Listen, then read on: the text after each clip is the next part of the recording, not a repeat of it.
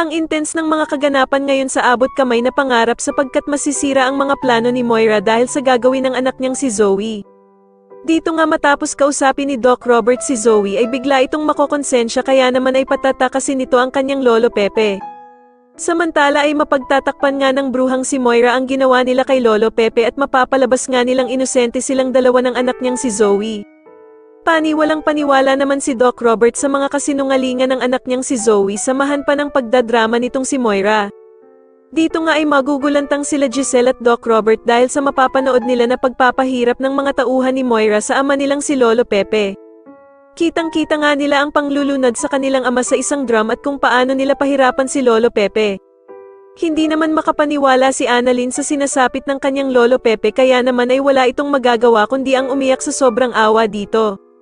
Samantala ay gagawin naman ng bruhang si Moira ang lahat para walang ebidensya ang makakuha sa kanila na hindi talaga totoong tanyag ang anak niyang si Zoe, at dito nga ay susunugin niya ang DNA test na pinagawa ni Lolo Pepe tungkol sa kanilang dalawa ni Zoe.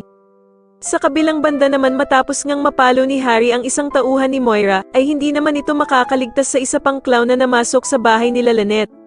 Dito nga ay maririnig ni Lynette ang mga plano ng tauhan ni Moira na matapos nga daw nilang makuha ang mga pera ni Carlos ay kailangan na nga daw siyang isunod na patayin.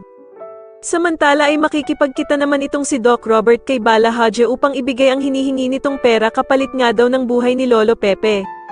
Ngunit kailangan nga daw pumunta ni Doc Robert ng mag-isa dahil kundi daw ay maliligo itong si Lolo Pepe sa sarili nitong mga dugo.